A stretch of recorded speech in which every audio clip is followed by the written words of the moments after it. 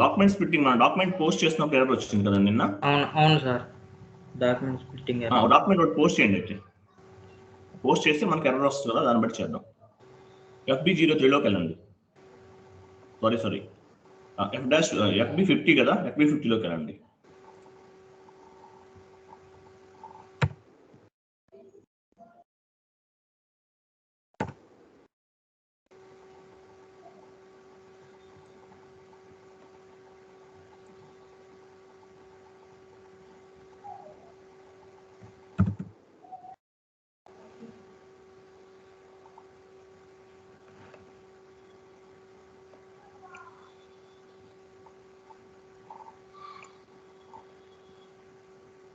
Raw material తీసుకుందామా sir?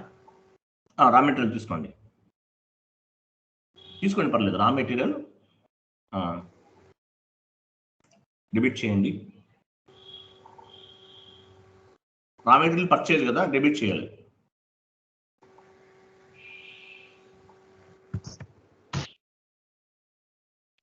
నిన్న video ఒకటి పోస్ట్ చేశాను, చూసారా మీరు? అది డాక్యుమెంట్స్ పెట్టింగ్ ఒకరికి సొల్యూట్ చేసాం ఎర్రర్ వచ్చినప్పుడు. అది రాత్రి నైట్ 12కి పెట్టారు కదా సార్ మీరు? అవునవును, చూడలేదు సార్. ఓకే. నిన్న ఈవినింగ్ బ్యాచ్లో ఒక ఆయనకి క్లాస్ అయిపోయిన వెంటనే 10కి అయిపోయింది. బట్ కాకపోతే ఆయన చెప్పమంటే మళ్ళీ కాల్ చేస్తే ఇంకా ఆయనకి సేమ్ ఎర్రర్ వచ్చింది. అదొకటి రిసొల్యూట్ చేసాం అనమాట.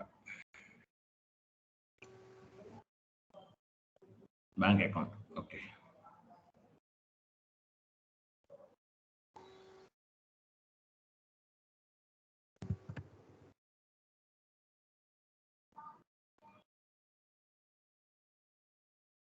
అంతే అయిపోయింది. ఎంటర్ కొట్టండి.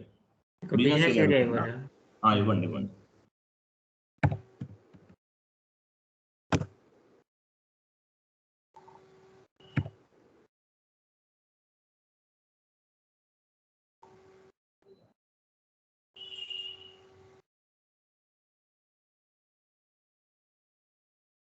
చూడండి సార్, ఎంటర్ కొట్టినా సార్.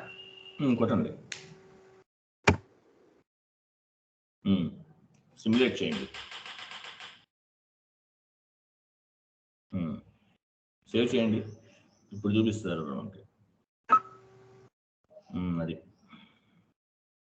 ఐటెం కేటగిరీ అసైన్ చేయలేదంటే ఇప్పుడు మనం బ్యాంక్ అకౌంట్ అనేది ఏ టైప్ కేటగిరీ అనేది, తర్వాత రా మెటీరియల్ అనేది ఏ టైప్ కేటగిరీ అనేది మనం అసైన్ చేయలేదు. అందువల్ల మనకి ఈ ఎర్రర్ వస్తుంది. ఇక్కడ వెళ్ళటానికి పాత్ అనే ఒక ఆప్షన్ ఉంటుంది. నేను ఆల్రెడీ వీడియోలో చూపించాను. ఆ పాత్ అనేది చూడండి ఎలా చేసామనేది. లేకపోతే మీరు కింద ఎర్రర్ మీద క్లిక్ చేయండి. క్లిక్ చేశారు కదా, మీకు లాస్ట్లో చూడండి మనకి ఒక నోట్ అనేది ఓపెన్ అవుతుంది. దీన్ని OSS నోట్స్ అంటారు. ఇట్లా మామూలుగా మనకి సొల్యూషన్ ఎర్రర్ ఏదైనా వచ్చినప్పుడు ఎలా సొల్యూట్ చేయాలని చెప్పేసి అదంతా కూడా ఈ నోట్లో చూపించడం జరుగుతుంది అనమాట. ఈ నోట్ ప్రిపేర్ అయ్యి కూడా మనం దీనికి సొల్యూషన్ చూడొచ్చు. ఒకవేళ మనకి అయినా కూడా అర్థం అవ్వకపోతే కనుక పైన మనకి ఎర్రర్ వచ్చింది, there is no item category assign to account number అని చెప్పేసి మన GL అకౌంట్ నంబర్స్ అనేది రావడం జరిగింది. సో అది కాపీ చేసి యూట్యూబ్లో సెర్చ్ చేసినా కూడా దానికి సంబంధించినటువంటి సొల్యూషన్ అనేది మనకు దొరుకుతుంది. SAPలో మనకు తెలియని కొన్ని ఎర్రర్స్ ఏదన్నా వస్తే 99% అందరూ కూడా గూగుల్ మీద కానీ యూట్యూబ్ మీద కానీ డిపెండ్ అవుతారు చాలా మంది. అంటే అన్ని ఎర్రర్స్ మనం సొల్యూట్ చేయలేము. కొన్ని మనకు తెలియకపోవచ్చు. ఇప్పుడు మీకు తెలిసింది నాకు తెలియకపోవచ్చు, నాకు తెలిసింది మీకు తెలియకపోవచ్చు. అటువంటి పర్టికులర్ సిచ్యువేషన్స్ లో అది కాపీ చేయండి. ఒకసారి కాపీ చేసి యూట్యూబ్లోకి వెళ్ళండి, ఒకసారి చూపిద్దాం మన వాళ్ళకి.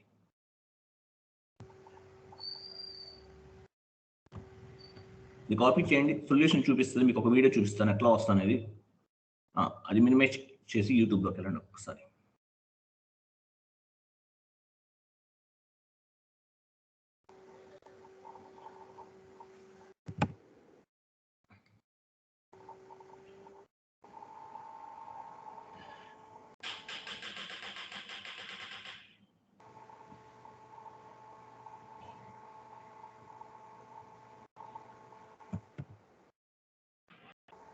ఎర్రర్ ఇన్ SAP కింద వచ్చింది చూడండి. ఇంకోటి ఎర్రర్ ఇన్ SAP అని కూడా వచ్చింది కదా.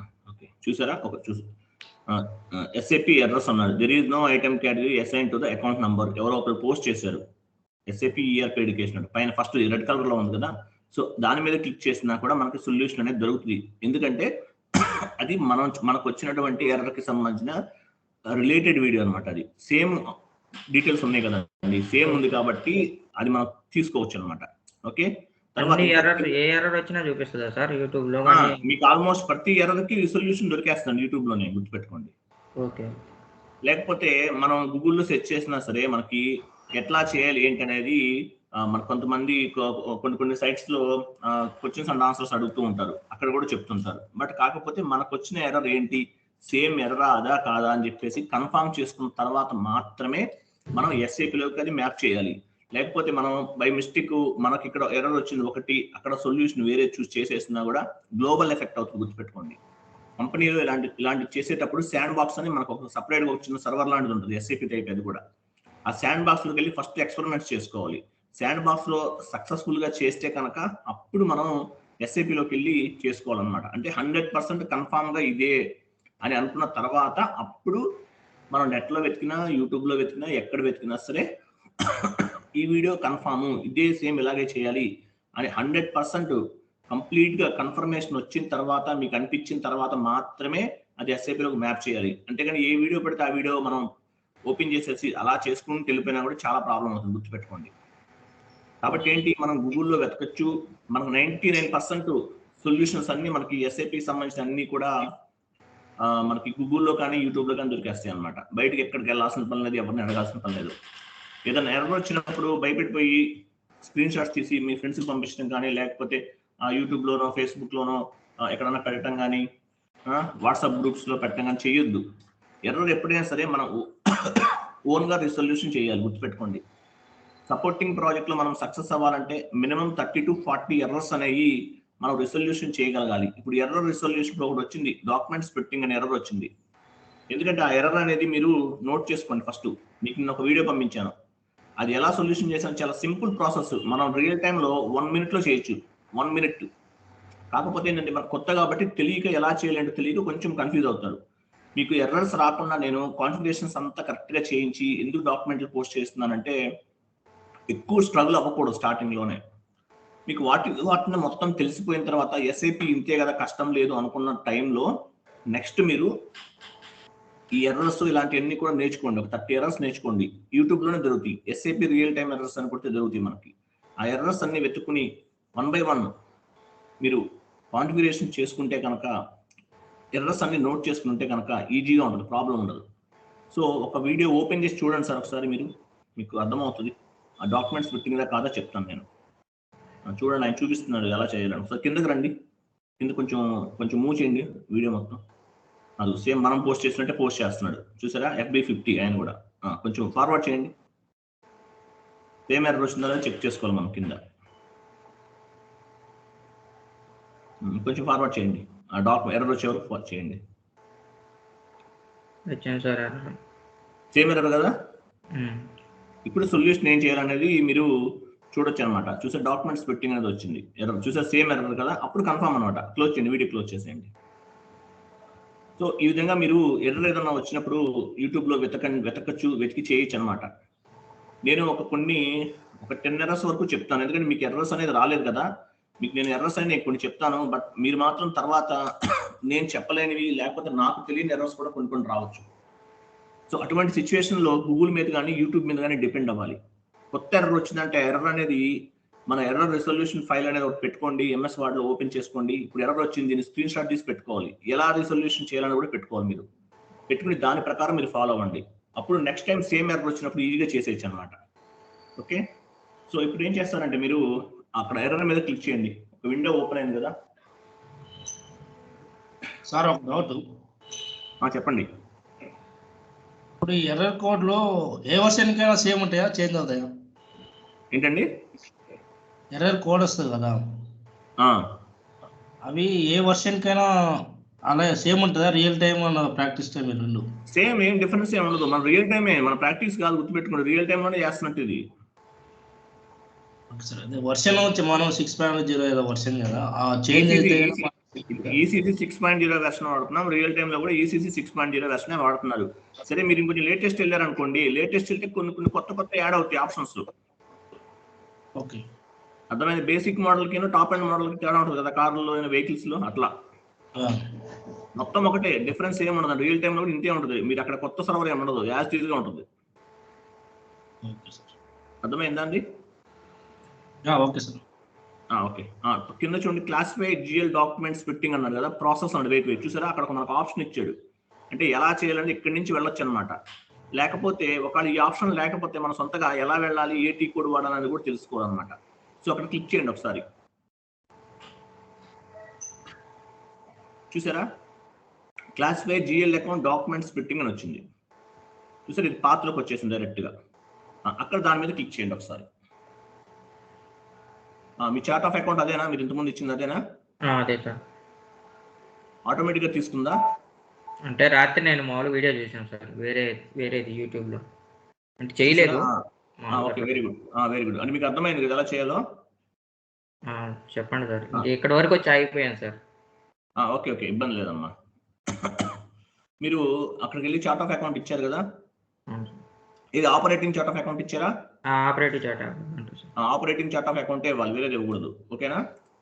సో మీరు ఆపరేటింగ్ చార్ట్ ఆఫ్ అకౌంట్ అనేది ఇచ్చి కంటిన్యూ చేయండి.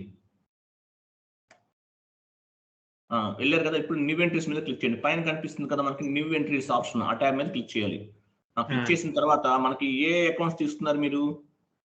జిఎల్ అకౌంట్స్ 2 తీసుకున్నారు. ఒకటి రా మెటీరియల్ ఒకటి తీసుకున్నారు. ఆ రా మెటీరియల్ అకౌంట్ అక్కడ టైప్ చేయాలి, గుర్తుపెట్టుకోండి. చేయండి, గుర్తుందా మీకు? అక్కడ వస్తుందేమో చూడండి, రాకపోతే కంటిన్యూ చేయండి. రా మెటీరియల్ అకౌంట్ చూడండి ఎక్కడ ఉంది, వచ్చేసింది కదా. Raw material account, next account 2, అక్కడ కూడా సేమ్ రా మెటీరియల్ అకౌంటే తీసుకోండి.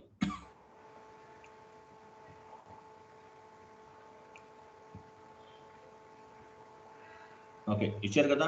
కిందకి రండి. నెక్స్ట్ ఇంకొకటి రెండోది కూడా ఉంది మనకి. రెండోది ఏంటి? బ్యాంక్ అకౌంట్ తీసుకున్నారు. బ్యాంక్ అకౌంట్ తీసుకోండి. బ్యాంక్ అకౌంట్ నెక్స్ట్ అక్కడ కూడా బ్యాంక్ అకౌంట్ తీసుకోండి.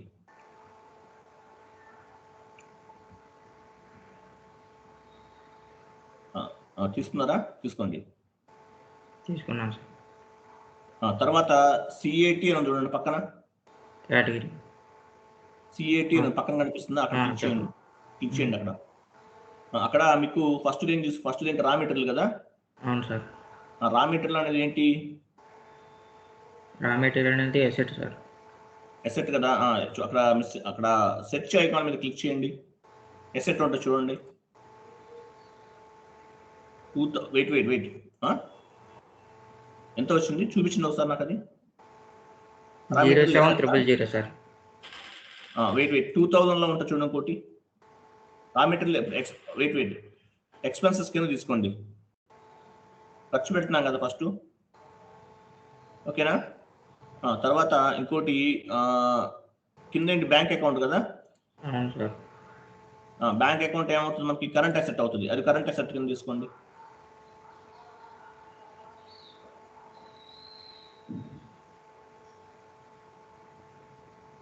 కరెంట్ అసెట్ 7000 చేంజ్ లో ఉంది చూడండి. అది అసెట్ తీసుకున్నారు కదా. తీసుకున్నాను. ఇప్పుడు సేవ్ చేయండి.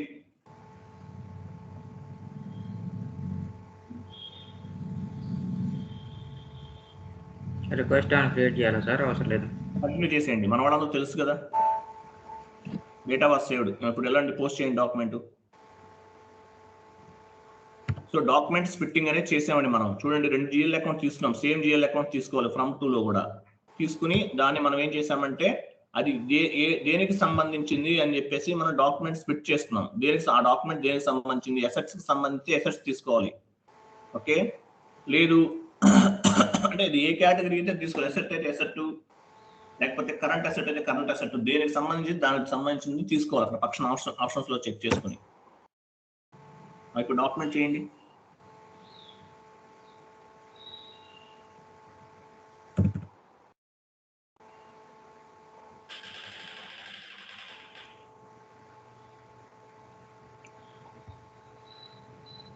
రా మెటీరియల్ అకౌంట్,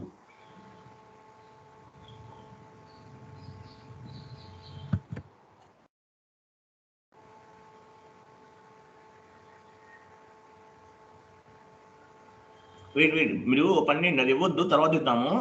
పొజిషన్ మారని చెప్తాను. అది ఇవ్వద్దు, మీరు బిజినెస్ ఏరియా ఇవ్వద్దు, ఇవ్వకుండానే చేయండి చెప్తాను.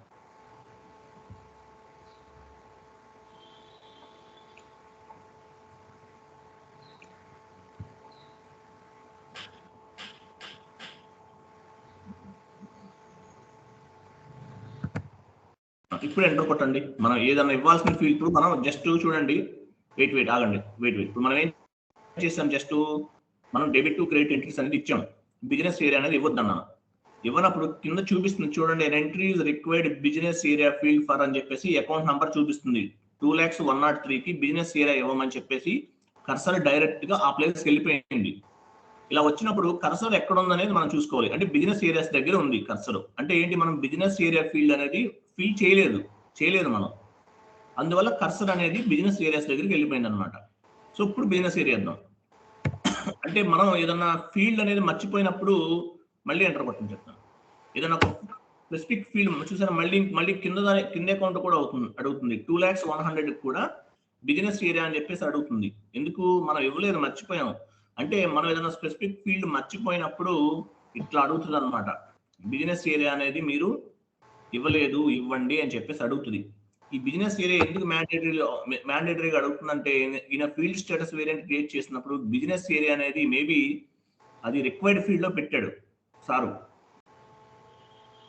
పని గారు రిక్వైర్డ్ ఫీల్డ్ లో పెట్టారు ఆయన అలా పెట్టడం వల్ల ఏమవుతుందంటే బిజినెస్ ఏరియా అనేది రిక్వైర్డ్ ఎంట్రీ కింద అడుగుతుంది అనమాట. కంపల్సరీ చూపించమని చేయాలన్నమాట. అది చేస్తేనే డాక్యుమెంట్ పోస్ట్ అవుతుంది. అది కనుక ఆయన రిక్వైర్డ్ ఫీల్డ్ లో పెట్టకుండా సర్ప్లస్ లో పెడితే కనపడదు, అసలు ఆ ఫీల్డే కనిపించదు అక్కడ. లేదు ఆప్షనల్ ఎంట్రీలో పెట్టాడు అనుకోండి, మనకు ఆ ఎర్రర్ రాదు. ఇప్పుడు ఆయన రిక్వైర్డ్ ఎంట్రీలో పెట్టాడు కాబట్టి కంపల్సరీ అడుగుతుంది. ఓకే, ఎంటర్ కొట్టండి సార్. ఇప్పుడు 2 స్టెప్లు అయినట్లా సార్ దీనికి అర్థం? ఎంటర్ కొట్టండి, లాస్ట్ 3కి థర్డ్కి వెళ్ళిపోద్ది. ఎంటర్ నేను అడుగుతుంది. వెళ్ళిపోయిందా? వెళ్ళిపోయింది సార్. వెయిట్ చూడండి, మనకి పైన మీకు ఆల్రెడీ చెప్పినట్టున్నాను, ఈ జిఎల్ గ్రూప్స్ దగ్గర పక్కన స్టేటస్ అని ఉంది. రైట్ సింబల్స్ రావాలి, ఇవన్నీ కూడా గుర్తుపెట్టుకోండి. జిఎల్ పైన అది స్టేటస్ అనమాట, పైన కనిపిస్తుంది. రైట్ సింబల్ వస్తే మనం కంప్లీట్ గా లైన్ మొత్తం కంప్లీట్ చేసినట్టు అనమాట. ఓకే, ఇప్పుడు సిమ్యులేట్ చేసి పోస్ట్ చేయండి సార్, చూద్దాం. ఓకే, సిమ్యులేట్ అయిపోయింది, సేవ్ చేయండి. చూసారా, డాక్యుమెంట్ పోస్ట్ అయిపోయింది. Document 3,000 was posted in company code. అంటే మనం సక్సెస్ఫుల్ గా ఇంతకు ముందు వచ్చిన ఎర్రని రిసొల్యూషన్ చేసాం అనమాట. ఆ ఎర్రర్ లేదు, డాక్యుమెంట్ వాజ్ పోస్టెడ్ అంటే మనం చేసిన డాక్యుమెంట్ అనేది పోస్ట్ అయిపోయింది. ఒక 4 డాక్యుమెంట్లు కొట్టండి సార్, టక్ కొంచెం ఎక్స్ప్లెయిన్ చేయండి సార్. ఫస్ట్ డేట్ మీ తెలుగులోనే చెప్పండి. డేట్ తీసుకోవాలి, తర్వాత డేట్ తీసుకోవాలి, తర్వాత రెఫరెన్స్ తీసుకోవాలి, రెఫరెన్స్ అని రాయాలి ఇక్కడ. తర్వాత జిఎల్ అకౌంట్కి వచ్చేయాలి. ఇక్కడ సెర్చ్ బటన్లోకి వెళ్ళి మనం క్రియేట్ చేసినవి ఉంటాయి. అక్కడ మనం ఇప్పుడు రెంట్ అకౌంట్ తీసుకుంటున్నాను, నేను రెంట్ పే చేస్తున్నాం. ఇది డెబిట్ అవుతుంది, అంతే కదా సార్? ఏంటండి, రెంట్ డెబిట్ అయినా సార్? అంటే రెంట్ డెబిట్ అయ్యండి, బ్యాంక్ అకౌంట్ క్రెడిట్ అయ్యండి. ఓకే, రెంట్ డెబిట్ చేసాము. తర్వాత ఈ చివరన బిజినెస్ ఏరియా ఉంటుంది, మనం క్రియేట్ చేసింది ఇవ్వాలి.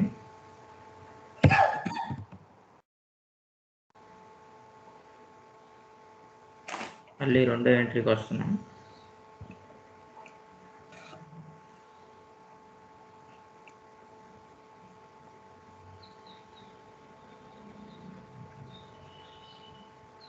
బ్యాంకుని క్రెడిట్ తీసుకుంటున్నాం, 10,000 ఇచ్చాం.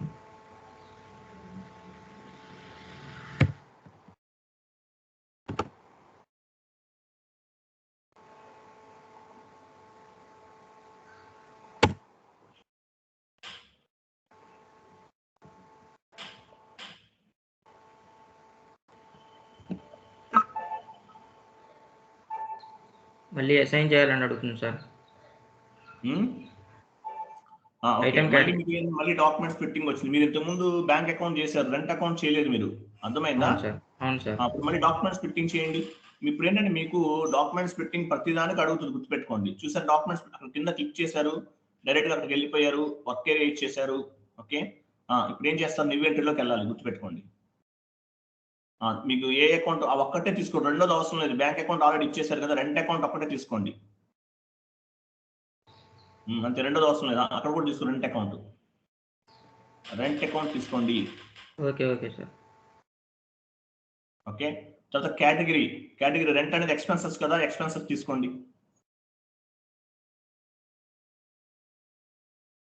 2000 ఇప్పుడు సేవ్ చేయండి. కింద అవసరం లేదు, ఇంకా బ్యాంక్ అకౌంట్ ఆల్రెడీ ఇచ్చారు కదా మీరు. Okay okay sir. ఇచ్చేసారు. ఇప్పుడు మళ్ళీ ఇచ్చినా కూడా ఏమవుతుంది, ఆల్రెడీ కేటగిరీ అసైన్ అయిపోయిందని చెప్పేసి ఎర్రర్ వస్తుంది మళ్ళీ మనకి. ఓకే ఓకే చేయండి.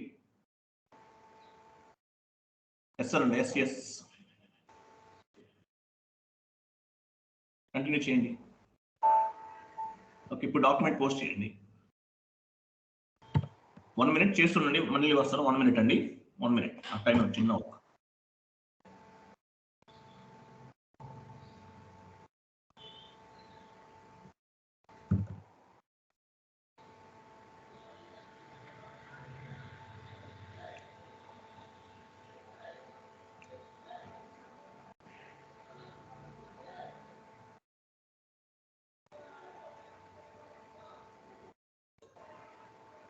డేట్ ఆటోమేటిక్గా తీసుకోదా?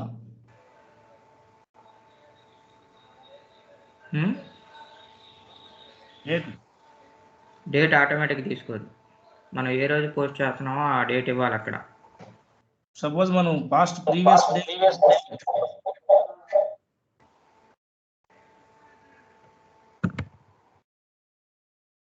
అలాంటప్పుడు చేయొచ్చు కదా. వాయిస్ నీ వాయిస్ రెండు మళ్ళీ వినిపిస్తుంది. హలో, మళ్ళీ రివర్స్ వస్తుంది. ఓకే,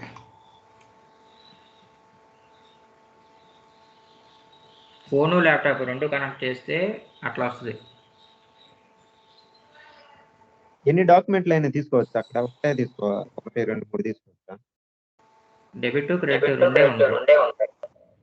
ఇక్కడ జిఎల్ అకౌంట్ జిఎల్ అకౌంట్ అడుగుదాం మొత్తం క్రియేట్ చేసుకోవచ్చు. అట్లా కాదు, నేనేంది ఒక్క డాక్యుమెంట్ అయినా పోస్ట్ చేసుకోవచ్చు. జిఎల్ అకౌంట్ లో 2 3 ఒకసారి 4 ఉన్నాయి, ఎన్ని అయినా చేసుకోవచ్చు. అదే అడుగుదా.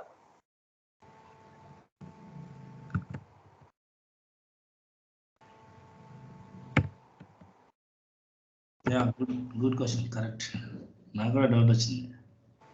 ఒక్కొక్క డాక్యుమెంటే పోస్ట్ చేయాల్సి వస్తుంది, 2 3 పోస్ట్ చేయాలి ఒకేసారి. అట్లా అయితే ఎలా? గుడ్ క్వశ్చన్, నాకు డౌట్ వచ్చింది. డిస్ప్లే అకౌంట్ నెంబర్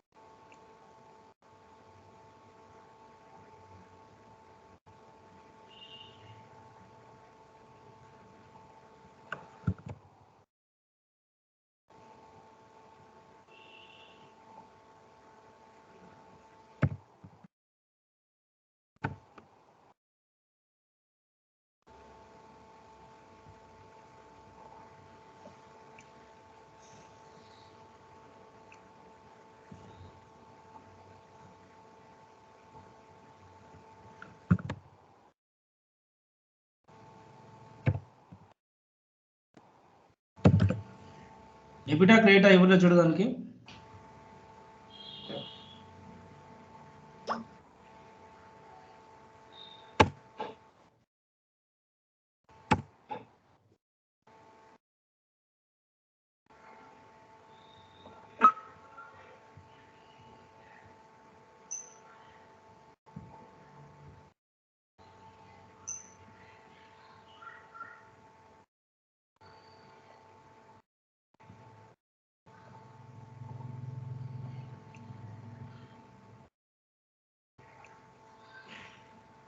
అయిపోయిందా?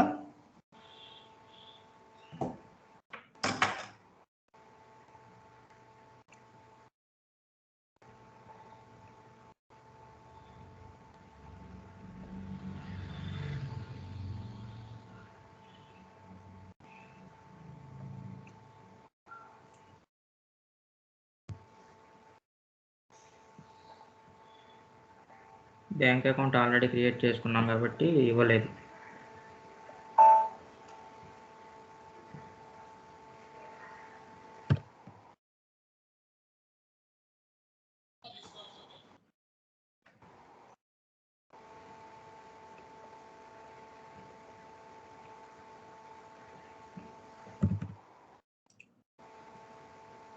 సార్ చెప్పండి. ఆ డేట్ మనం అంటే ప్రీవియస్ డేట్ కూడా పోస్ట్ చేయొచ్చా? అంటే ఒక ఎస్టర్డే మనం మర్చిపోయి ఇవాళ చేయొచ్చా ఎస్టర్డే ట్రాన్సాక్షన్స్?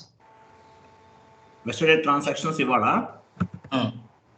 కొట్టి చూడండి ఒకసారి, ఎస్ఐపిలో వస్తుందో రాదో ట్రై చేయండి. ఇంకొక డౌట్, వెస్టర్డే డేట్ ఇస్తే మామూలుగా మనకి తీసుకోదు నెంబర్ మనకి డేట్ తప్పని వస్తుంది. ఇవాళ డేట్ ఇవ్వచ్చు, లేకపోతే పోస్టింగ్ డేట్ కూడా ఫ్యూచర్ డేట్ ఏదైనా ఇవ్వచ్చు, ఒక్కొక్కసారి తీసుకుంటుంది. ఎందుకంటే మామూలుగా వెస్టర్డే కొన్ని ఇట్లాంటి ఎక్స్పెరిమెంట్స్ అనేది ట్రై చేసి చూడండి ఒక్కొక్కసారి. ఓకే, వెస్టర్డే డేట్ మీద అవ్వదు. ఫ్యూచర్ మనకి చూడండి డాక్యుమెంట్ డేట్ అన్న డాక్యుమెంట్ ప్రిపేర్ చేసే డేట్ ఒకటి ఉంటుంది, పోస్టింగ్ డేట్ కూడా పెట్టుకోవచ్చు. అర్థమైందా? ఓకే రైట్, అట్లా కూడా చేయొచ్చు అనమాట.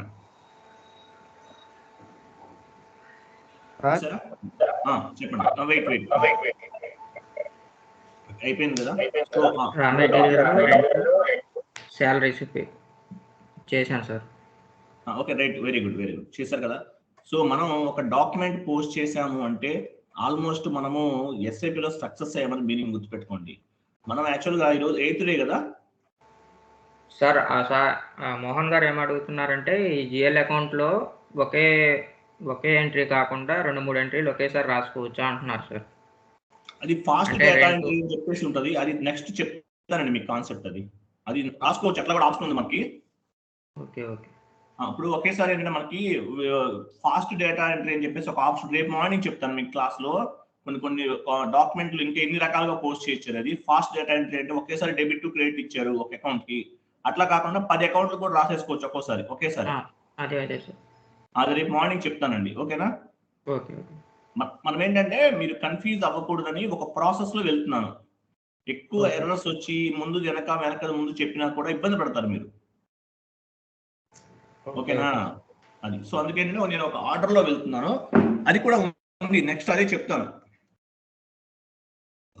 ఓకే, సో మనకి ఒక డాక్యుమెంట్ ఈరోజు మనం పోస్ట్ చేయగలిగాము సక్సెస్ఫుల్ గా అంటే మనం దానికి సంబంధించినటువంటి ఎర్రర్ వచ్చినా కూడా రిసొల్యూషన్ చేయగలిగామంటే దానికి మీనింగ్ ఏంటంటే మనం సక్సెస్ఫుల్ గా చేసి ఎస్ఐపిలో మనం వర్క్ చేస్తుంటాం అనమాట.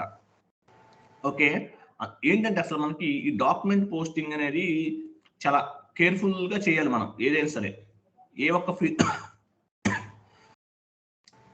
ఫీల్డ్ మిస్ అయినా సరే, లేకపోతే ఏ ఒక్క ఫీల్డ్ కరెక్ట్ గా లేకపోయినా సరే మనకి ప్రాబ్లమ్స్ అనేవి రావడానికి జరుగుతుంది అనమాట. మనకి ఈ విధంగా డాక్యుమెంట్స్ అనేవి పోస్ట్ చేయాలి. మనం డాక్యుమెంట్ పోస్టింగ్ వరకు వచ్చేసామంటే ఆల్మోస్ట్ మనం ఎస్ఐపిలో సక్సెస్ అయినట్టే. 50% మనకి నాలెడ్జ్ అనేది మనకి వచ్చినట్టు అనమాట. మనం చేసే టోటల్ కంప్లీట్ వర్క్ అంతా కూడా ఈ డాక్యుమెంట్ కి సంబంధించిన పోస్టింగ్ గురించి అనమాట. ఓకే, ఒక్కసారి ఆ డాక్యుమెంట్ ఇంకోటి పోస్ట్ చేయండి సార్. మీకు డాక్యుమెంట్ సంబంధించిన ఎక్స్ప్లెనేషన్ ఒకటి చెప్తాను, చిన్నది కాన్సెప్ట్ ఉంటుంది. డాక్యుమెంట్లు పోస్ట్ చేయండి. మనం చేసిన వర్క్ అంతా కూడా ఫైనల్ గా ఈ అవుట్పుట్ కోసమే. మనం కంపెనీ క్రియేట్ చేసాము, కంపెనీ కోడ్ క్రియేట్ చేసాము, ఓకే, తర్వాత జిఎల్ గ్రూప్స్ క్రియేట్ చేసాము, గ్లోబల్ సెట్టింగ్స్ చేసాము. ఇవన్నీ కూడా ఎందుకు చేసామంటే ఓన్లీ వీటి కోసమేనమాట. ఇంతకుముందు ఇచ్చింది ఇవ్వండి, మళ్ళీ మీకు ఎర్రర్ వస్తుంది. ఇంతకుముందు ఇచ్చింది ఇవ్వండి, కొత్తది తీసుకోవద్దు, మళ్ళీ మీకు డాక్యుమెంట్ స్ప్లిట్టింగ్ ఎర్రర్ వస్తుంది. మన వాళ్ళకి అర్థమైంది ఆల్రెడీ. ఇవి తర్వాత చేయమంటారా సార్ మమ్మల్ని క్లాస్ అయిపోయిన తర్వాత? చేసుకోండి. ఇప్పుడు క్యాష్ అకౌంట్ అనేది డెబిట్ ఇవ్వాలా క్రెడిట్ ఇవ్వాలా సార్? మీరు ఏం రాస్తున్నారు మీరు? ఇప్పుడు క్యాష్ అకౌంట్ తీసుకుంటున్నాం సార్ మామూలుగా. ఇప్పుడు క్యాష్ అకౌంట్ పర్పస్ ఏంటి? క్యాష్ అకౌంట్ ఎందుకు తీసుకుంటున్నారు? మామూలు డాక్యుమెంట్ పోస్ట్ చేయడానికి ఇక్కడ డెబిట్ ఇవ్వాలా క్రెడిట్ ఇవ్వాలా అంటున్నాను సార్. అదే అండి, ఏ సిచ్యువేషన్ లో అంటున్నారు? Cash discount account sir. అది క్యాష్ డిస్కౌంట్ అకౌంట్ మీరు తీసుకుంటుంది? అవును సార్. క్యాష్ డిస్కౌంట్ అంటే ఎక్స్పెన్సెస్ సంబంధించింది కదా. Cash discount account data to bank అని రాయండి. అంటే క్యాష్ అనేది డిస్కౌంట్ ఇచ్చారు కదా మీరు, బ్యాంక్ ద్వారా ఇచ్చినట్టు అనమాట. ఓకే. ఇంతకు ముందు పోస్ట్ చేసిన ఒకటి చేయండి ఎగ్జాంపుల్. మన వాళ్ళకి ఒక అది ఇమేజ్ ఒక డాక్యుమెంట్ ఒకటి సారీ ఆ డాక్యుమెంట్ ఒకటి పోస్ట్ అయితే మనకి అది డాక్యుమెంట్లో ఏమేమి వస్తాయి అని చెప్పేసి ఒకసారి ఎక్స్ప్లెనేషన్ ఇద్దాం మనం.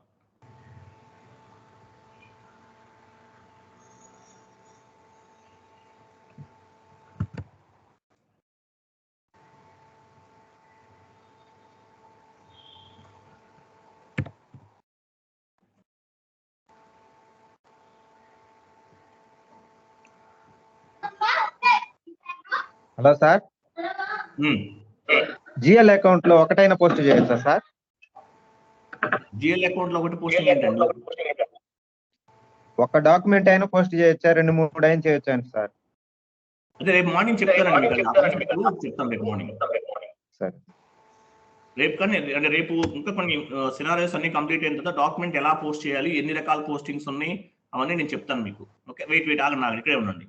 సో ఇప్పుడు చూడండి, మనకి ఇది డాక్యుమెంట్ అనమాట. మనం ఫైనల్ అవుట్పుట్ మొత్తం దీనికోసమే మనం ఇన్ని రోజులు కష్టపడింది.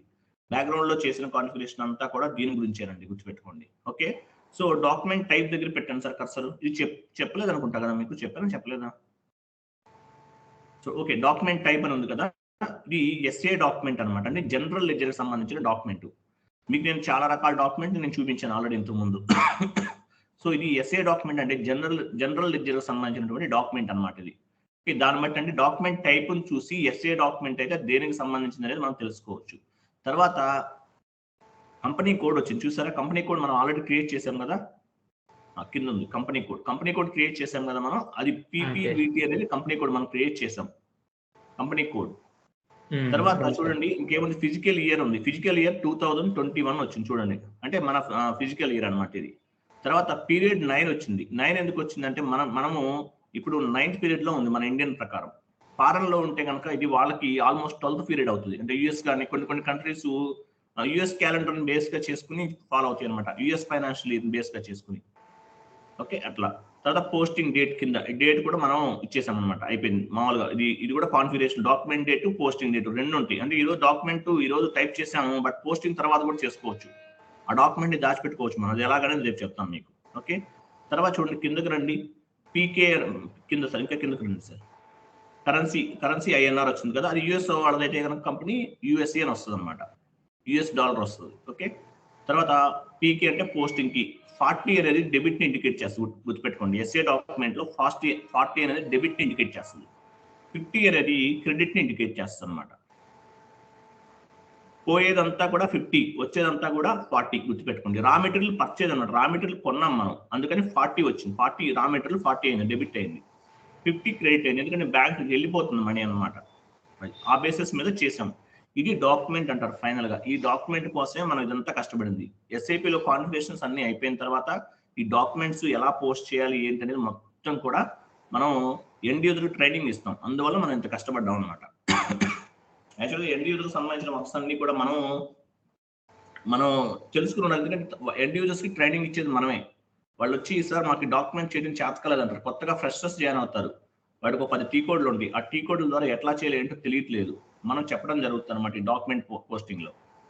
ఇప్పుడు వరకు చేసిందంతా ఎంటర్ప్రైజ్ స్ట్రక్చర్ నుండి ఇప్పుడు జిఎల్ అకౌంటింగ్ వరకు ఇండివిజువల్ వర్క్ ఏనా సార్? డాక్యుమెంట్ పోస్ట్ చేసిన వర్క్ అంటే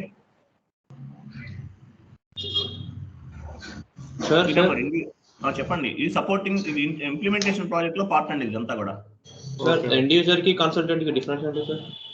ఎండ్ యూజర్ కి కన్సల్టెంట్ కి డిఫరెన్స్ ఏంటంటే, ఇప్పుడు ఒక డాక్యుమెంట్ పోస్ట్ చేసాం కదా FB50 అనేది, అలాంటి డాక్యుమెంట్లు ఎస్ఏ డాక్యుమెంట్లు లేకపోతే కేజెడ్ డాక్యుమెంట్లు, డిఆర్ డాక్యుమెంట్లు, అంటే వెండార్ ఇన్వాయిస్, వెండార్ పోస్టింగ్, ఇవన్నీ కూడా డాక్యుమెంట్లు పోస్టింగ్ ఒకటే చేస్తాడు, తన కాన్ఫిగరేషన్ చేయడు ఎండ్ యూజర్. మనం ఏం చేస్తాము, కాన్ఫిగరేషన్ చేస్తాం. అంటే ఎంటర్ప్రైజ్ స్ట్రక్చర్, ఒక కంపెనీకి సంబంధించినటువంటి ఎంటర్ప్రైజ్ స్ట్రక్చర్ లో మనం చేస్తే మొత్తం కూడా వర్క్ అంతా మనం చేస్తాం. గ్లోబల్ సెట్టింగ్స్ చేసాము, జిఎల్ అకౌంట్స్ క్రియేట్ చేసాము, ఇవన్నీ కూడా మనం బ్యాక్గ్రౌండ్ మనం చేసేదంతా కాన్ఫిగరేషన్ అనమాట. వాడు చేసేది అంటే ఈ డాక్యుమెంట్ కి సంబంధించిన కాన్ఫిగరేషన్స్ చేస్తాము. లేకపోతే డాక్యుమెంట్ పోస్ట్ చేసేటప్పుడు ఏదైనా ఎర్రర్ వచ్చింది అనుకోండి, డాక్యుమెంట్ పోస్ట్ చేసేటప్పుడు ఏదైనా ఎర్రర్ వచ్చింది అనుకోండి, ఆ ఎర్రర్స్ అన్ని కూడా మనం రిసొల్యూషన్ చేస్తాం. ఇప్పుడు ఇంతకుముందు మనకి డాక్యుమెంట్ స్ప్లిట్టింగ్ ఎర్రర్ వచ్చింది. ఈ ఎర్రర్ వచ్చినప్పుడు ఏం చేయాలి మనం, ఏం చేసాము, డాక్యుమెంట్స్ స్ప్లిట్టింగ్ చేసాం. సో అప్పుడు మనకి డైరెక్ట్ గా మనకి ఈ చేసాం కాబట్టి డాక్యుమెంట్ అనేది పోస్ట్ అయింది అనమాట. అంటే టికెట్స్ రేజ్ చేస్తాడు. చెప్తాను మీకు, ఒక ఇమేజ్ నేను చెప్పాను మీకు, టికెట్ రేజింగ్ చెప్పలేదు కదా? చెప్పలేదు సార్. ఒక ఇమేజ్ పంపిస్తాను, అది ఓపెన్ చేయండి. ఓన్లీ ఇప్పుడు ఎస్ఏ డాక్యుమెంట్, కేజెడ్, కేఆర్ ఇవి ఉన్నాయి కదా సార్, ఈ డాక్యుమెంట్స్ మొత్తం ఎండ్ యూజర్ అయినా సార్ పోస్ట్ చేసేది? మొత్తం ఎండ్ యూజరే పోస్ట్ చేస్తాడు. బట్ కాకపోతే మనం మనం కాన్ఫిగరేషన్ చేయడం, ట్రైనింగ్ తెలియకపోతే మనం చెప్పడానికి. ట్రైనింగ్ ఎర్రర్స్ వస్తాయి. ఎర్రర్స్ వచ్చినప్పుడు టికెట్స్ రేజ్ చేస్తారు వాళ్ళు. మీకు టికెట్స్ కి సంబంధించిన టికెట్స్ టూల్ అని ఒకటి చిన్నది, చిన్న కాన్సెప్ట్ ఒకటి మాట్లాడదాము.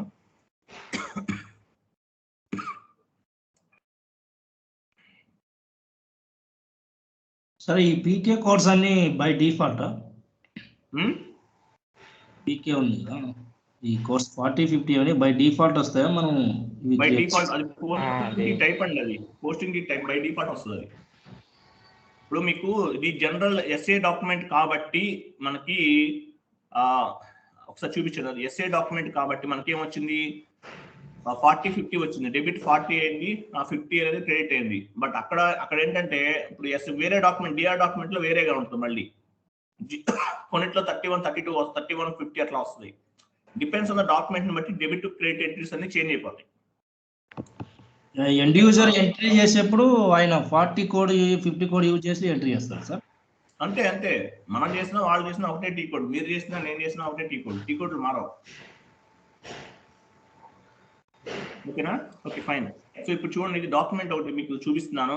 మీకు ఒక డాక్యుమెంట్ అనేది పోస్ట్ చేయడం అంటే ఏంటో తెలిసింది, కాన్ఫిగరేషన్ చేయడం అంటే ఏంటో తెలిసింది, ఇంప్లిమెంటేషన్ ప్రాజెక్ట్ అంటే ఏంటో తెలిసింది. మనం చేసిందంతా కూడా ఇంప్లిమెంటేషన్ ప్రాజెక్ట్ అనమాట. సపోర్టింగ్ ప్రాజెక్ట్ అంటే ఎర్రర్స్ రిజల్యూషన్ చేస్తాం. ఇప్పుడు మనకి పని గారు చేసినప్పుడు ఒకటి ఎర్రర్ వచ్చింది, డాక్యుమెంట్ స్ప్లిట్టింగ్ ఎర్రర్ అంటారు. అది అంటే డాక్యుమెంట్ అంటే ఆ పర్టికులర్ జిఎల్ అకౌంట్ అనేది ఏ కేటగిరీకి సంబంధించింది అనేది మనం చేయలేదు. సో ఎందుకు చేయలేదంటే అట్లీస్ట్ 1-2 ఎర్రర్స్ చెప్తే మీకు ఐడియా వస్తుంది అన్న ఉద్దేశంతో నేను అది చేయించలేదు యాక్చువల్గా నేను. సో ఆ ఎర్రర్ వచ్చినప్పుడు ఎలా రిజల్యూషన్ చేయాలనేది మనం తెలుసుకున్నాం. అట్లా ఎర్రర్స్ వస్తుంది. ఒక్కసారి నంబర్ రేంజెస్ మిస్ అవుతాయి. కొన్ని డాక్యుమెంట్స్, ఎస్ఏ డాక్యుమెంట్ కి నెంబర్ రేంజ్, డిఆర్ డాక్యుమెంట్ కి నెంబర్ రేంజ్ ఇచ్చాము. మీకు గుర్తుందా గుర్తులేదు, ఎక్కడి నుంచి ఎక్కడి వరకు అనేది. సో ఆ నెంబర్ రేంజెస్ అనేవి మిస్ అవుతాయి. ఒక్కోసారి ఆ నెంబర్ రేంజ్ మిస్ అయినప్పుడు కూడా మనం డాక్యుమెంట్ కి సంబంధించిన నెంబర్ రేంజెస్ అనేవి మనం మళ్ళీ చేయాల్సిన అవసరం ఉంటుంది. కొంతమంది మనం నెంబర్ రేంజ్ తీసుకునేటప్పుడు 01 అని, 15 అని, లేకపోతే 3 ఉంది అనుకోండి 03 అని తీసుకోవాలి. కొంతమంది ఏం చేస్తారంటే 3 తీసుకుంటారు, 0 తీసుకోరు. అప్పుడు ఎర్రర్ వస్తుంది. మళ్ళీ అక్కడికి వెళ్ళి మనం దాన్ని మళ్ళీ ఎర్రర్ మళ్ళీ దాన్ని డిలీట్ చేసేసి మళ్ళీ ఫస్ట్ నుంచి 03 అని, తర్వాత ఎక్కడి నుంచి ఎక్కడి వరకు అనేది మొత్తం క్లారిటీగా ప్రాపర్గా తీసుకోవాలి. ఓకే, అది సెకండ్ ఇష్యూ. ఎలా చేద్దాం తర్వాత చూద్దాం. సో ఎండ్ యూజర్ మనం ఒక డాక్యుమెంట్ పోస్ట్ చేస్తాం. ఈ డాక్యుమెంట్ పోస్ట్ చేసినది ఎర్రర్స్, మన డాక్యుమెంట్ పోస్టింగ్ అంటే ఏంటో తెలిసింది, ఎర్రర్ రిజల్యూషన్ ఎలా చేయాలో ఒకటి తెలుసుకున్నాం మనం. ఇట్లాంటి ఒక 30-40 ఎర్రర్స్ అనేవి మనం కనుక నేర్చుకుంటే రియల్ టైమ్ లో చాలా ఈజీగా సర్వైవ్ అయిపోవచ్చు. డౌటే లేదన్నమాట, చాలా ఈజీగా సర్వైవ్ అయిపోవచ్చు. సో అసలు ఎర్రర్ రిజల్యూషన్ ఎలా చేస్తాము రియల్ టైమ్ లో అనే దాని గురించి మనం ఇక్కడ డిస్కస్ చేద్దాం. ఎస్ఏపిలో మనకి ఏంటంటే P1, P2, P3, P4 అని టికెట్స్ ఉంటాయి. ఇప్పుడు నేను ఒక ఎండ్ యూజర్ ఎగ్జాంపుల్, నేను మీకు ఒక డాక్యుమెంట్ ఒకటి పోస్ట్ చేశాను. సో నా కంపెనీ వచ్చేసి ఏదన్నా ఒక సూపర్ మార్కెట్ లాంటి కంపెనీ అనుకుందాం ఎగ్జాంపుల్, మోర్ కానీ లేకపోతే ఇట్లాంటి ఏదైనా బిగ్ బజార్ ఇలాంటి చాలా ఉన్నాయి కదా, రిలయన్స్ ఫ్రెష్ ఇలాంటిది అనుకుందాం. సో ఒక డాక్యుమెంట్ పోస్ట్ చేస్తున్నప్పుడు నాకేమైందంటే ఒక ఎర్రర్ వచ్చింది. అసలు బిల్ అవట్లా, బిల్ జనరేట్ చేస్తే అవట్లా. 1000 మంది లైన్లో నుంచున్నారు కస్టమర్లు. అట్లా ఏపీ మొత్తం మీద ఎంతమంది ఉంటారు? 1,00,000 మంది ఉంటారు. ఎగ్జాంపుల్ చెప్తున్నారు. అటువంటి ఎర్రర్స్ అంటే మీకు ఎగ్జాంపుల్ చెప్తున్నా, 1,00,000 మంది ఉంటారు, వీళ్ళందరూ ఆగిపోతారు. అప్పుడు ఏమవుతుంది, కంపెనీ కొన్ని లక్షల కోట్లలో లాస్ వస్తుంది అనమాట. అప్పుడు ఏం చేస్తాడంటే immediately end user P1 ticket అనేది రేట్ చేస్తాడు. P1 టికెట్ అంటారు దాన్ని. అంటే P1 అంటే ప్రియారిటీ 1, ఫస్ట్ ప్రియారిటీ అని అర్థం. వచ్చినప్పుడు మీరు ఎంత పని మీద ఉన్నా, ఏ వర్క్ చేస్తున్నా సరే ఇమీడియట్లీ వర్క్స్ అన్ని ఆపేసి వెంటనే వెళ్ళిపోయి ఈ P1 టికెట్ మనకి చేయాలి కాబట్టి 1 or 2 hours లో కాబట్టి వెంటనే చేసేయాలి. ఎంత తొందరగా చేస్తే మన కంపెనీని అంత సేవ్ చేసినట్టు అన్నమాట, గుర్తుపెట్టుకోండి. ఎంత ఫాస్ట్ గా చేస్తే కంపెనీకి అంత లాస్ మనం ఫిల్ చేసినట్టు. ఎస్ఐపిలో లక్షల జీతాలు ఎందుకు ఇస్తారంటే మనం చేసే కాన్ఫిగరేషన్ మీద, ఎర్రర్ రిజల్యూషన్ మీద ఎక్కువ కంపెనీస్ ఇన్కమ్ అనేది ఒక లాస్ రాకుండా తప్పించుకుంటాయి అనమాట కంపెనీస్ అన్ని కూడా. అందువల్ల మనం P1 అనేది ఇచ్చామనుకో, P1 టికెట్ వస్తే వెంటనే మనం రిజల్యూషన్ చేస్తే ఆ కంపెనీకి లాస్ అనేది రాకుండా ఉంటుంది. P1 అనేది అంటే ఇది మీకు కన్సల్టెంట్ చేయాలా సార్? మనం చేయాలా సార్? కన్సల్టెంట్ చేయాలా? ఎస్ఐపి కన్సల్టెన్సీ కదా మనం. అవునవును. ఇప్పుడు మనమే చేస్తాం మరి. ఓకే. Error okay. మనం 2 రకాల పనులు చేస్తామండి. ఫస్ట్ ఏంటంటే సపోర్టింగ్ ప్రాజెక్ట్ అంటారు. Supporting project supporting. ఏంటి? ఇప్పుడు ఎర్రర్స్ రిజల్యూషన్ చేయడమే సపోర్టింగ్ ప్రాజెక్ట్ అంటారు. అవును సార్. సపోర్ట్ చేస్తున్నాం. ఇంకోటి ఇంప్లిమెంటేషన్ ప్రాజెక్ట్ అంటారు. ఇంప్లిమెంటేషన్ అంటే ఏంటి? మనం ఎంటర్ప్రైజ్ స్ట్రక్చర్ చేసుకుంటూ వచ్చాం కదా, అది మొత్తం ఇంప్లిమెంటేషన్. ఓకే. సపోర్ట్ అంటే ఓన్లీ ఎర్రర్స్ చూడడం. ఎర్రర్ రిజల్యూషన్ ఎప్పుడు చేస్తాము? మనకి end user P1, P2, P3 అనే టికెట్స్ రేట్ చేస్తాడు. చేసినప్పుడు ఆ ఎక్కడైతే ఇష్యూ వచ్చిందో ఆ ఇష్యూ మనకు పంపిస్తారు వాళ్ళు, పలానా చోట వస్తుంది అని. దాన్ని మనం రిజల్యూషన్ చేస్తాం. ఓకే. ఓకేనా? Okay sir. తర్వాత ఇంకా సపోర్టింగ్ ప్రాజెక్టులు ఇంకా కొన్ని ఉన్నాయి అనమాట. విత్ హోల్డింగ్ ట్యాక్స్, డన్నింగ్ అని, ఓకే, తర్వాత ఏపీపీ ఆటోమేటిక్ పేమెంట్ ప్రోగ్రామ్ అని, ఇట్లా కొన్ని ఉన్నాయి. అవి కూడా చెప్పుకుందాం, నెక్స్ట్ క్లాసెస్ లో చెప్తాం మనం. ఓకే, సో ఈ P1, P2, P3, P4 అనేవి టికెట్స్ రేట్ చేయడం జరుగుతుంది అనమాట. P1 అంటే ఇమీడియట్లీ చేయాలి, 1 అవర్ నుంచి 2 అవర్ లోపు అని మీకు ఎగ్జాంపుల్ చెప్తున్నా. కొంతమంది హాఫ్ అన్ అవర్ లో చేయాలని కూడా చెప్తారు. హాఫ్ అన్ అవర్ లో 15 మినిట్స్ కూడా టైం ఇస్తారు. సో డిపెండ్స్ ఆన్ ద కంపెనీని బట్టి టైం అనేది చేంజ్ అవుతూ ఉంటుంది అనమాట. సో P1 అయితే 1 అవర్ 2 అవర్స్ అని, P2 అయితే 1 డే అని, P3 అయితే 2 డేస్ అని, P4 అంటే ఎప్పుడు ఖాళీ ఉంటే అప్పుడు చేయాలని మీనింగ్ అనమాట. ఇట్లా టికెట్స్ అనేవి రేట్ చేయడం జరుగుతుంది అనమాట.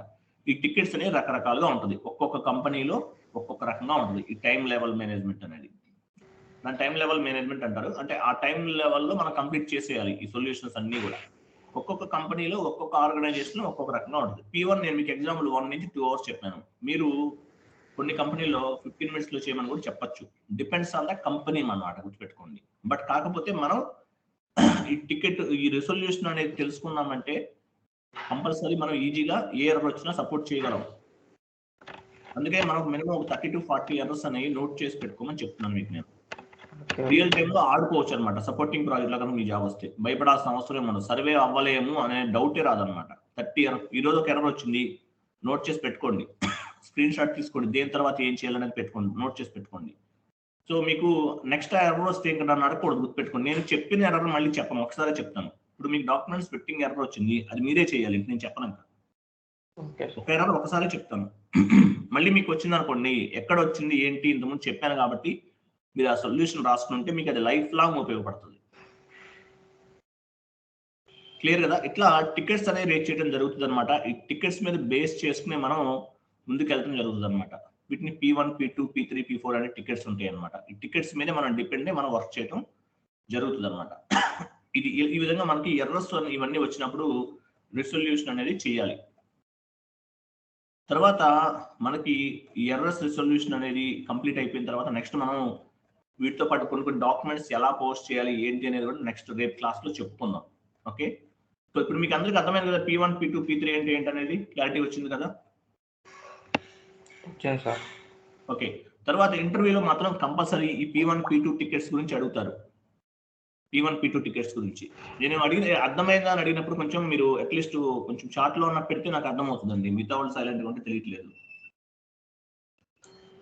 ఓకే సార్, ఫైన్, అర్థమైంది. ఓకే సార్, ఇప్పుడు ఈ టికెట్స్ లేదండి, ఇంకొక ఇన్ఫర్మేషన్ చెప్తాను మీకు. రియల్ టైంలో ఇంటర్వ్యూకి వెళ్ళినప్పుడు P1, P2, P3 టికెట్స్ గురించి అడుగుతారు.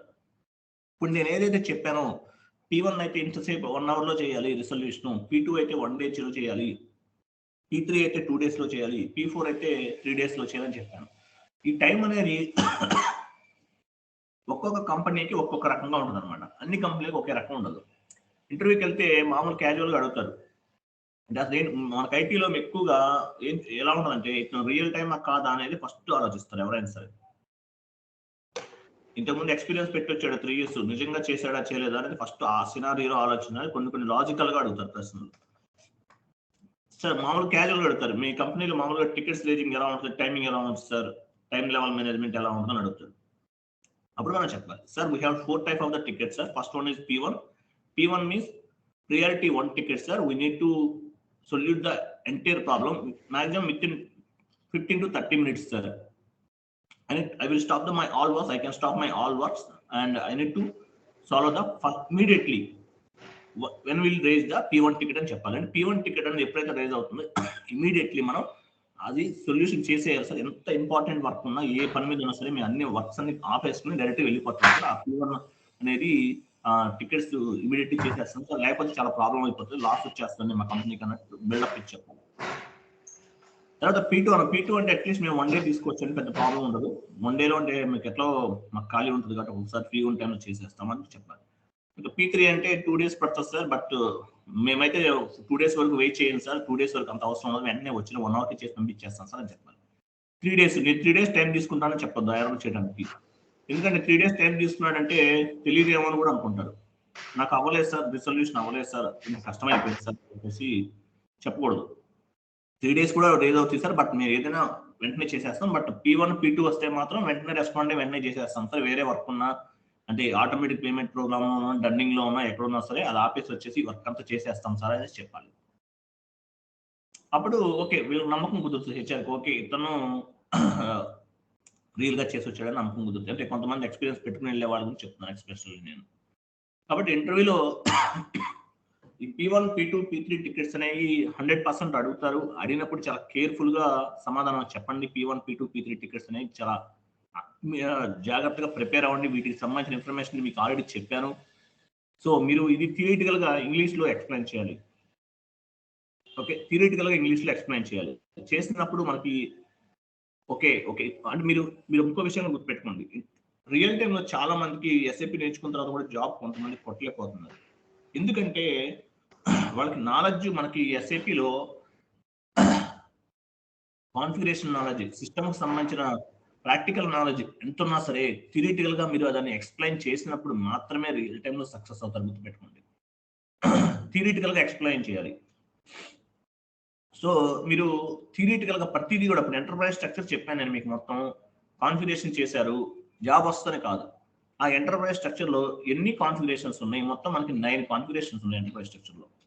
ఆ 9 కూడా మీరు ఆ కీ కోడ్స్ అన్ని మైండ్ లో ఉండాలి. కీ కోడ్స్ అడుగుతారు ఇంటర్వ్యూలో, మైండ్ లో ఉండాలి. థియరిటికల్ గా మీరు ఎక్స్ప్లెయిన్ చేయాలి. ఓకే, థియరిటికల్ గా ఎక్స్ప్లెయిన్ చేయాలి. చేసినప్పుడు మాత్రమే మీకు థియరిటికల్ ఎక్స్ప్లెనేషన్ ఉన్నప్పుడు మాత్రమే మీకు నాలెడ్జ్ అనేది ఇంక్రీజ్ అవుతుంది. గుర్తుపెట్టుకోండి. థియరిటికల్ గా చెప్పలేకపోయారనుకోండి, మీరు చెప్పలేకపోతే కనుక చాలా ప్రాబ్లం అవుతుంది. గుర్తుపెట్టుకోండి,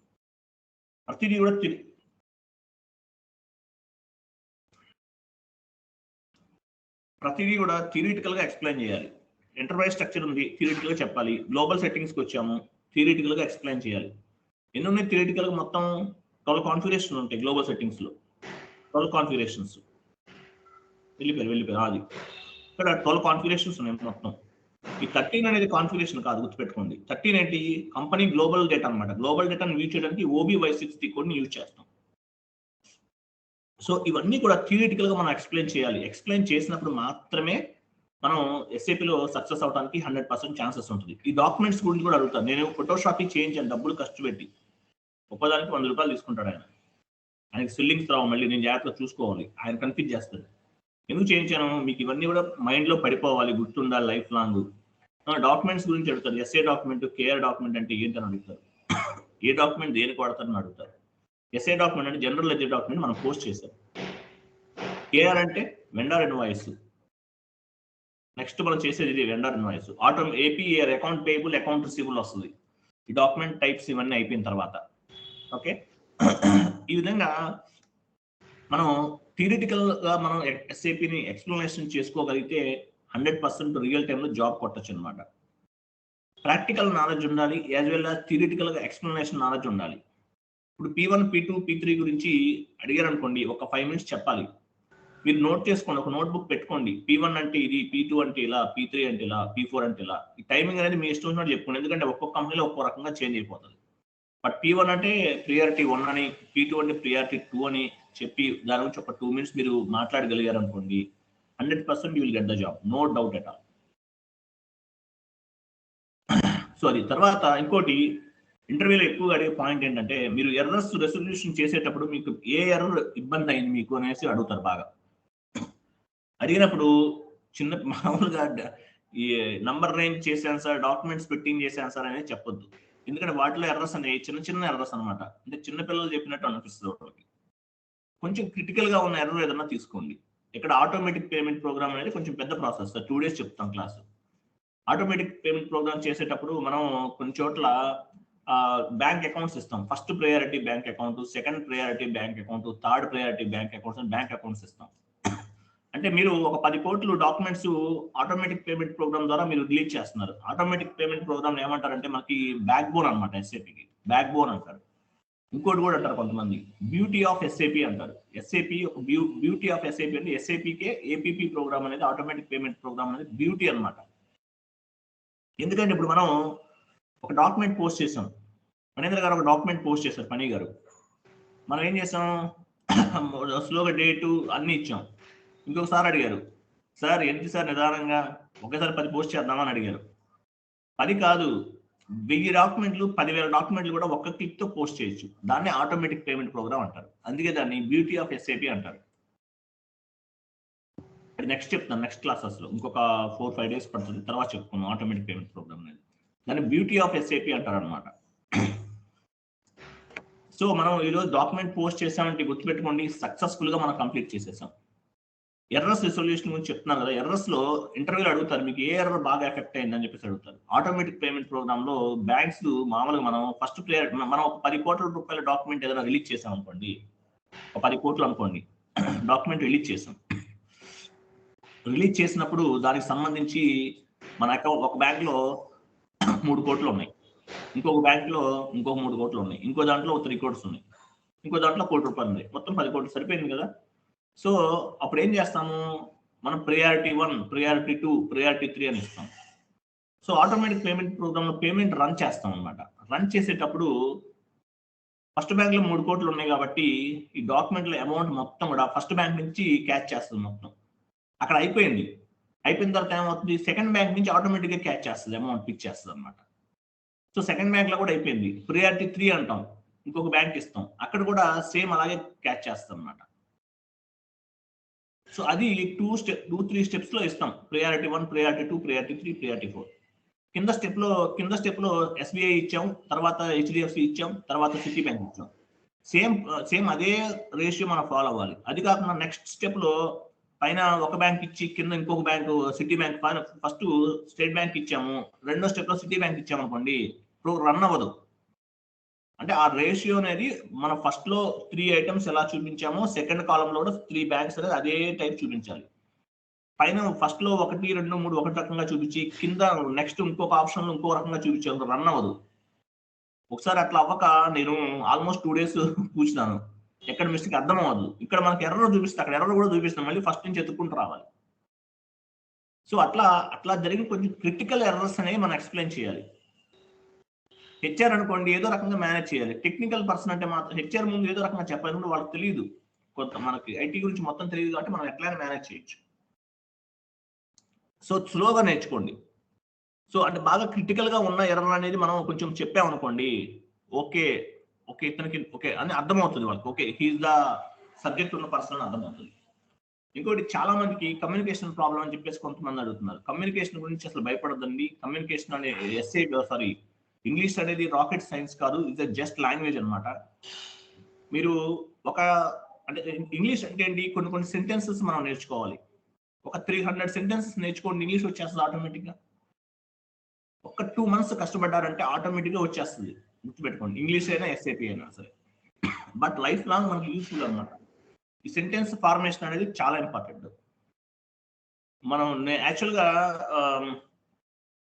ఏదైనా మూవీ చూస్తున్నాం అనుకోండి, తెలుగు మూవీస్ ఏదైనా చూస్తుంటే సబ్ టైటిల్స్ పెడుతుంటాయి మూవీస్ మీద, పైన స్క్రీన్ మీద. ఆ సబ్ టైటిల్స్ నేర్చుకోండి, ఒక 300 నేర్చుకోండి, బాగా ఇంట్రెస్టింగ్ అనిపిస్తుంది. బాగా మీకు ఇష్టమైన సినిమాకి సబ్ టైటిల్స్ నేర్చుకోండి. ఒక 300 సబ్ టైటిల్స్ అంటే ఒక 300 sentences నేర్చుకున్నారు అనుకోండి, 100% ఇంగ్లీష్ వచ్చేస్తుంది, గుర్తుపెట్టుకోండి. చాలా ఈజీ అనమాట. కాబట్టి కమ్యూనికేషన్ లేని వాళ్ళు ఆ పని చేయండి. మిగతా వాళ్ళు వచ్చిన వాళ్ళకి ఇబ్బంది లేదు, రాదు కొంచెం ఇబ్బందిగా ఉందంటే అది నేర్చుకోవడం అనమాట.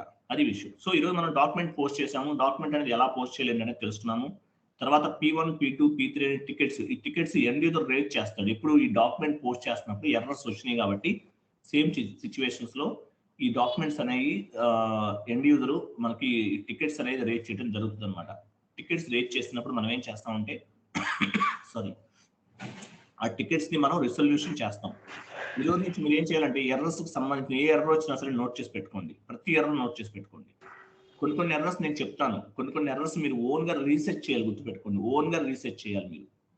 ఎందుకంటే నేను చెప్పాను మీకు ఎర్రర్స్ రాకుండా చెప్పాను, ఇబ్బంది పడకూడదు మన వాళ్ళు. ఎందుకంటే మీకు ఎర్రర్స్ కూడా ఇప్పుడే చెప్పారు, ఎర్రర్స్ క్రియేట్ చేసి చెప్పారు అనుకోండి, చాలా స్ట్రగుల్ అనిపిస్తుంది.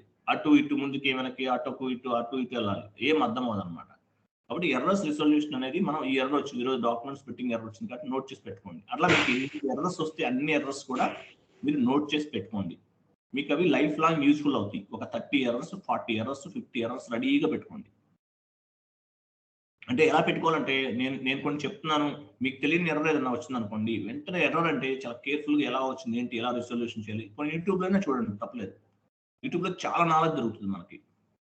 తెలియని విషయాలు చాలా నేర్చుకోవచ్చు యూట్యూబ్లో. నేను కూడా చాలా విషయాలు కొన్ని నాకు తెలియని SAP స్కిల్స్ కూడా కొన్ని నేను యూట్యూబ్లో నేర్చుకున్నాను. క్లాస్లో చెప్పేది ఒకటే అయితే రేపు పొద్దున మీకు రియల్ టైంలో జాబ్ వచ్చినా సరే క్లాస్లో చెప్పేది మనం నేర్చుకుంది ఒకటే, అక్కడికి వెళ్ళిన వేరే వర్క్ చేయాల్సి వస్తే SAPని ఎలా యూటిలైజ్ చేసుకోవాలనేది మనం నేర్చుకుంటున్నాం. అక్కడ చేయొచ్చు అనమాట, ఆన్లైన్ ద్వారా నాలెడ్జ్ అనేది గెయిన్ చేసి. మీకు SAPలో ఏదైనా ప్రాబ్లం అయ్యి తర్వాత మీరు LSMWలోకి మిమ్మల్ని మూవ్ చేశారు అనుకున్న ఎగ్జాంపుల్, చేయరు సామాన్యంగా, బట్ మీకు టూల్ వాడటం చేత కాదు. బట్ యూట్యూబ్లో చూసేనే మనం నేర్చుకోవచ్చు కొన్ని కాన్సెప్ట్స్. విత్హోల్డింగ్ ట్యాక్స్ ఉంది కొన్ని మనం యూట్యూబ్లో చూసి కూడా నేర్చుకోవచ్చు కాన్సెప్ట్స్ అనేవి కూడా.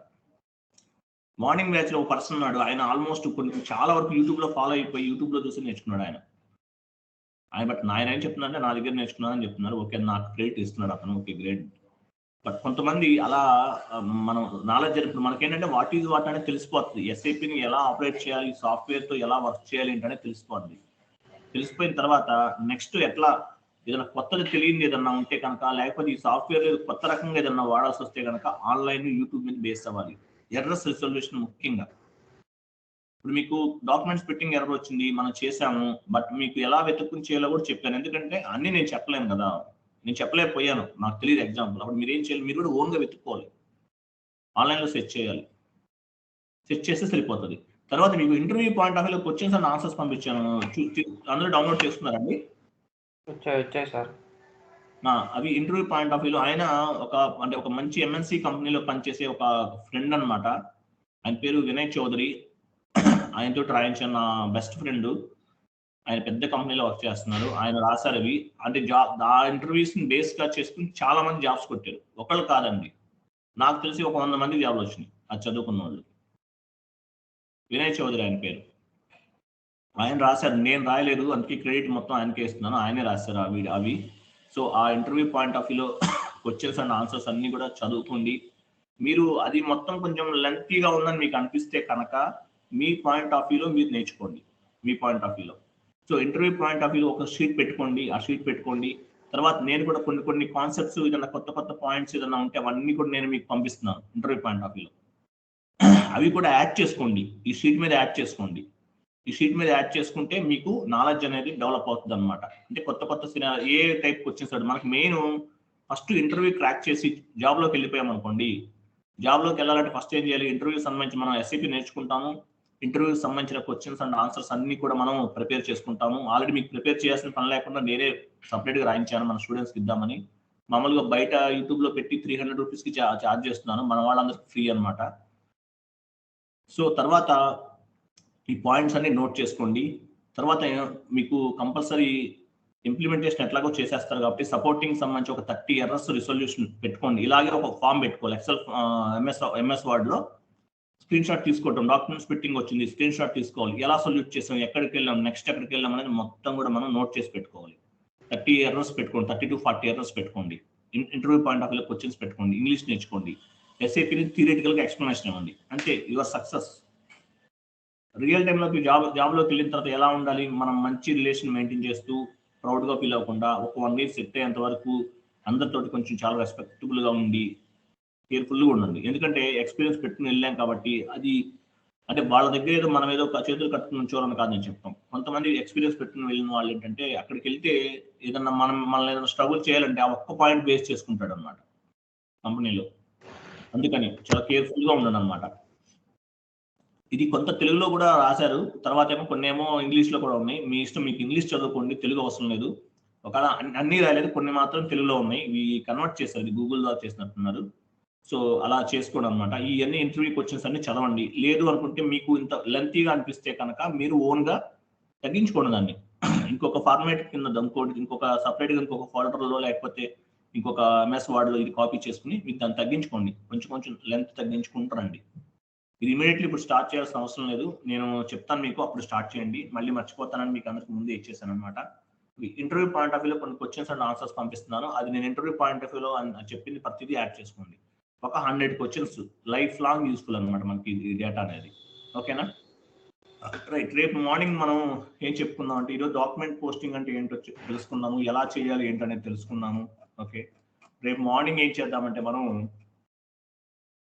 ఈ టైప్ ఆఫ్ ద డాక్యుమెంట్స్ ఇంకా ఎన్ని రకాలుగా పోస్ట్ చేయొచ్చు, ఎలా పోస్ట్ చేయొచ్చు. ఓకేనా? ఈ పోస్టింగ్ టైప్స్ అనే ఒక కాన్సెప్ట్ ఉంది. తర్వాత డిస్ప్లే అని చెప్పేసి ఇంకో కాన్సెప్ట్ ఉంటుంది.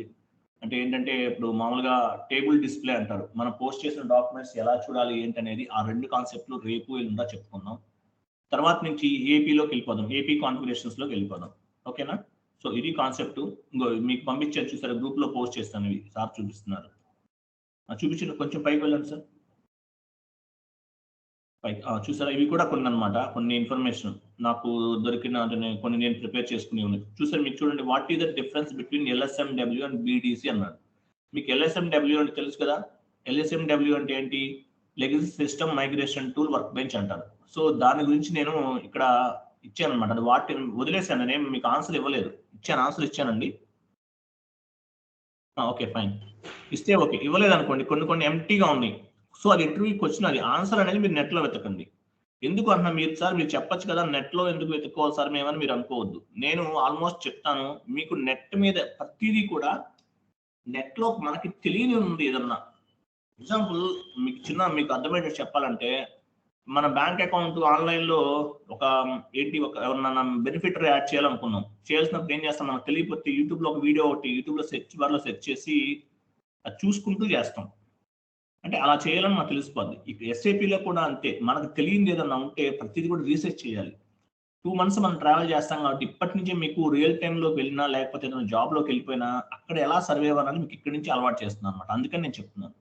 ఏదైనా మీకు ఇక్కడ ఇబ్బందిగా ఉంది, ఇక్కడ మీకు ఏదైనా తెలియలేదు అనుకోండి, వెంటనే మీరు గూగుల్ హెల్ప్ తీసుకోండి, లేకపోతే యూట్యూబ్ హెల్ప్ తీసుకోండి.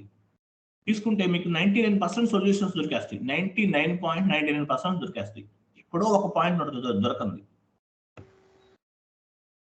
సో ఇట్లా అనమాట. కొన్ని క్వశ్చన్స్ నేను ఇచ్చాను, ఆన్సర్స్ కూడా ఇచ్చాను. కొన్నిటికి LSMWకి ఇవ్వలేదు కదా, సారీ ఇవ్వలేదు, నెక్స్ట్ క్వశ్చన్కి ఇచ్చాను ఆన్సర్. సో LSMWకి అంటే మీకు తెలుసు LSMW ఎలా ఉంటుంది, BDC ఎలా ఉంటుంది, ఇది మీరు ఒకసారి నేర్చుకోండి. ఎందుకంటే LSMW BDC ఇవన్నీ కూడా ఈ సాఫ్ట్వేర్స్ అనమాట. ఇవన్నీ దేనికంటే నాన్ SAP నుంచి SAPకి మూవ్ చేయడానికి ఉపయోగిస్తారు. LSMW BDC ఇది మనకు సంబంధించిన కాన్సెప్ట్ కాదు. ఇది దానికి సపరేట్ టీమ్ ఉంటుంది, LSMW అండ్ BDC వాళ్ళు.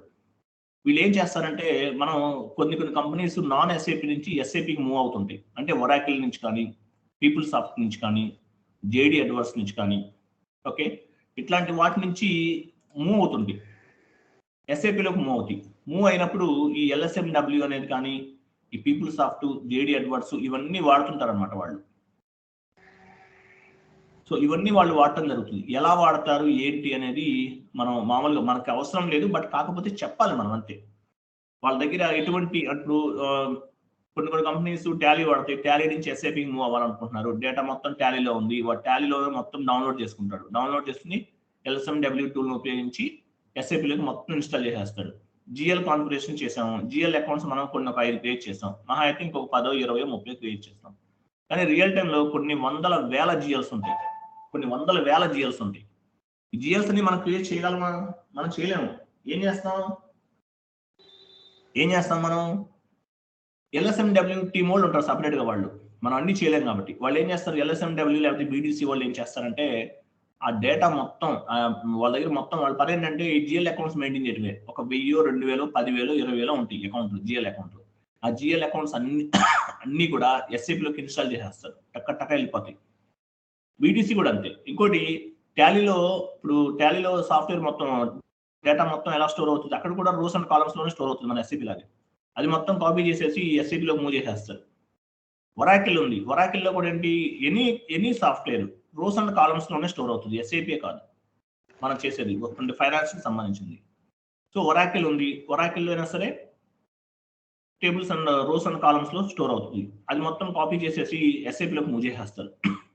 కొన్ని హార్డ్ ఫైల్స్ ఉంటాయి, అంటే ఏంటి, ఏదన్నా పీడిఎఫ్ లాంటి హార్డ్ ఫైల్ అనమాట. పీడిఎఫ్ ఉంది, is a hard file. So దాన్ని కూడా వీళ్ళు బీడీసీ లాంటి సాఫ్ట్వేర్స్ కొన్ని ఉపయోగించి LSMW, అంటే డిపెండ్స్ ఆన్ ద ఫైల్ మీద డిపెండ్, దేని నుంచి చేస్తే ఫాస్ట్ గా మూవ్ అవుతుంది, LSMW ద్వారా చేస్తే మూవ్ అవుతుందా, బీడీసీ ద్వారా చేస్తే మూవ్ అవుతుందా అనేది వాళ్ళు డెసిషన్ తీసుకుని ఆలోచించి దాని ప్రకారం ఎస్ఏపీలోకి మూవ్ చేయడం జరుగుతుంది అనమాట. ఇట్లా డిఫరెంట్ టూల్స్ ఉంటాయి అనమాట. ఓకే, హార్డ్ ఫైల్స్ కూడా మూవ్ చేస్తారు కొన్ని. అంటే కొన్ని అసలు ఆ డేటా అనేది మనకి కొంచెం చాలా కష్టంగా ఉంటుంది, కొంత డేటా, అది కూడా మూవ్ చేస్తారు. సో ఎలా చేస్తారు ఏంటంటే జస్ట్ ఐడియా కోసం, మీకేమన్నా మీ ఇంప్లిమెంటేషన్ ప్రాజెక్ట్ లో ఉన్నారు కదా, మొత్తం మీరు ఎలా మూవ్ చేశారు, మీరు అంటే అంతకుముందు వాళ్ళు ఏ సాఫ్ట్వేర్ వాడారని అడుగుతారు.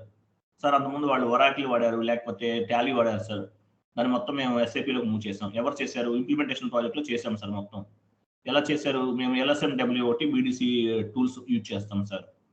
LSMW అంటే ఏంటి, legacy system migration tool work bench. BDC అంటే ఏంటి తెలియదు, నెట్లో కొట్టి చూడండి అట్లా. సో మనకు తెలియని కాన్సెప్ట్ ఏదన్నా ఉంటే కనుక నెట్లో వెతుక్కుని దానికి సంబంధించిన ఇన్ఫర్మేషన్ అనేది గ్యాదర్ చేసుకోవాలి.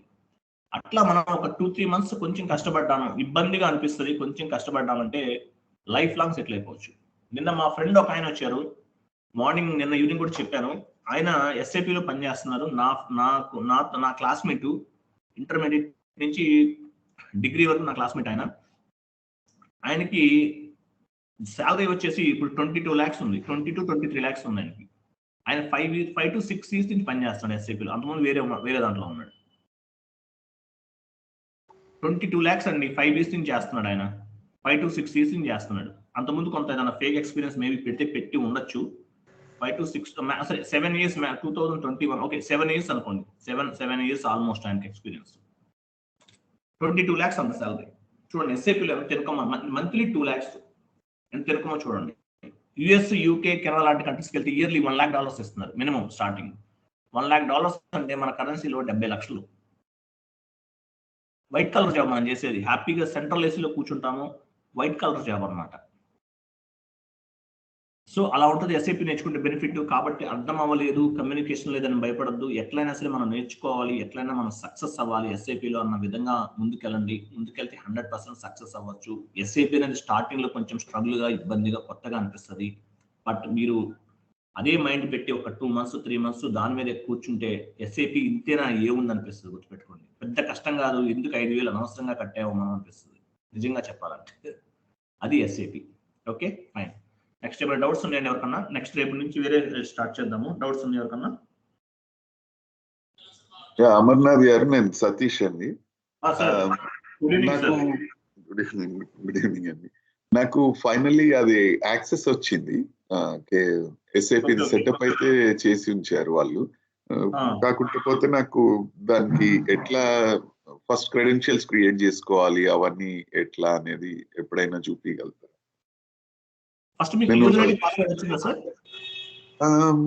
అది తెలియదండి నాకు. సెటప్ అయితే చేసినారు వాళ్ళు. ఐకాన్ ఇన్స్టాల్ అయిందండి? ఎస్ఏపి ఐకాన్ ఇన్స్టాల్ అయిపోయింది. అయిపోయిందా? ఓకే, మీరు పని చేద్దాం సార్, మీరు పర్సనల్ కాల్ చేయండి, మనం మీకు ఇప్పుడు స్క్రీన్ షేర్ మీరు ఓకే, మిగతా వాళ్ళు మీరు కంటిన్యూ అయితే అవ్వచ్చండి, వెళ్ళిపోవచ్చు, క్లాస్ ఏమి ఉండదు, మీరు లెఫ్ట్ అయిపోవచ్చండి. ఓకే, మీరు ఒకసారి స్క్రీన్ షేర్ చేయండి సార్ మీది. యా